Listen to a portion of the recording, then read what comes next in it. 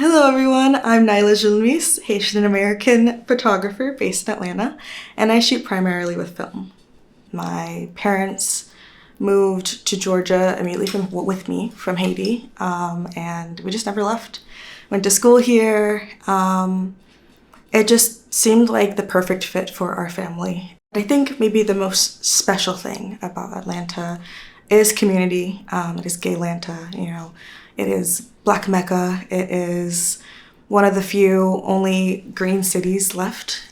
So I personally just feel so grateful to have called this my home for so long. I've always taken pictures since I was little, according to my family, my parents. Growing up, early 2000s, born 90s baby, everyone's recording everything. Everyone's their own documentarian, their own historian, and I actually really loved being a part of that and seeing that. And then when I saw my parents kind of fall off of it, I was like, okay, I will take up that role. Start recording our family outings, recording my sister going through puberty as much as she hated it, and like watching her blossom. And so a lot of it, I think, started off as a love language. It were like love letters to my family of just wanting them to see them the way that I do, especially my sister. Definitely started off with my sister. And then I got gifted my first point and shoot by my first partner, and I fell in love. It was the first time I really felt a connection with photography. But I think photography is it is such a freeing art form. It allows me to put on so many hats. I'm an historian. I get to document not only my own family, but like a time in Atlanta post-pandemic.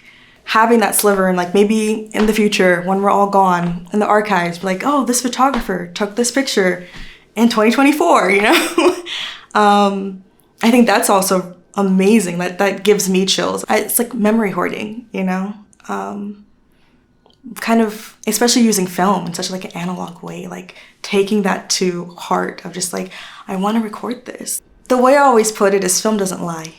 It captures the essence, your emotions. It captures personality in a way that I felt like digital couldn't. I think I struggled a little bit, and the initial gigs I would get with like shooting, oh, can you shoot this party for us? Like, I really love your style, love your work. And I was like, this is like very intimate work, and it's harder to do that with strangers. And like, hey, can I take your picture? No. All right, great. I thought that was gonna be wonderful, but like, respecting boundaries. And like, I also am someone who doesn't necessarily like being on the other side of the camera, so it doesn't feel like rejection, because I'm like, I probably would have said the same thing. And then seeing people who are like, oh, I normally don't like it. I'm like, film makes everyone look good, don't worry, and I will instruct you. And then kind of still getting that sense of intimacy, aside from how I initially kind of started when I first bought my first SLR, was very queer and like gender affirming photo shoots. I had friends who were either transitioning or just like struggling with gender identity, and was like, let's just bring outfits and bring whatever you're comfortable in. Let's try it out so you can see like how multifaceted you are. And that one-on-one is wonderful, but also it's not always in people's budgets. I do sliding scale, but regardless of that, like not everyone's comfortable in front of that camera. So being out in nightlife and capturing it has been the happy medium for both of us. But I was worried that I lost that intimacy or that touch or whatever je ne sais quoi was in my photos initially with the club or like the nightlife photos. And then someone reached out to me and was like, wow, I've not had a picture that actually I felt represented me. And it was literally them like behind the bar or like talking with a friend. And I, obviously love really capturing the candids, and most of the time they're hiring me for like post stuff, but with my friends especially, and just watching them go, I'm like, oh, they're laughing. I want to capture that moment. It really is about hoarding memories for me. So I try to apply the same thing with strangers, and I think there's a lot to learn, but so far, I think we're getting there.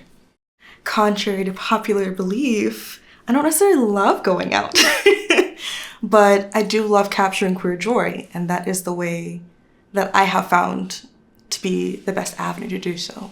My favorite parties lately have been all of the ones that have been curated by our local queer, Black and brown organizers. Like, thank you to Alt Atlanta, to Black Queer Atlanta, Southern Fried Queer Pride, all amazing parties, and they're not always parties too. There are events for people who are sober and just want to have good, wholesome fun.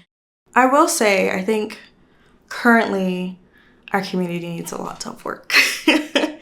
Places are closing down. There are fewer options, and it gets to a point where things feel very superficial, very transactional, and I would hope that we could get back to just literally building community. Again, very, very fortunate to have advocates and literally organizers who are actively doing that work for us. It is just important to keep it alive and to kind of try to make that the mission to get others to also see it, not the ones who are directly affected.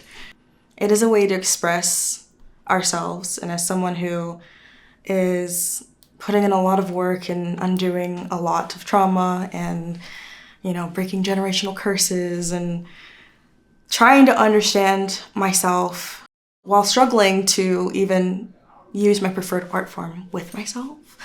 I feel like the love letters that I alluded to earlier through photography, in a ways, are also to myself. The love language of seeing my sister or seeing my friends, I'm like, they might be going through a really tough time, but hey, remember this time?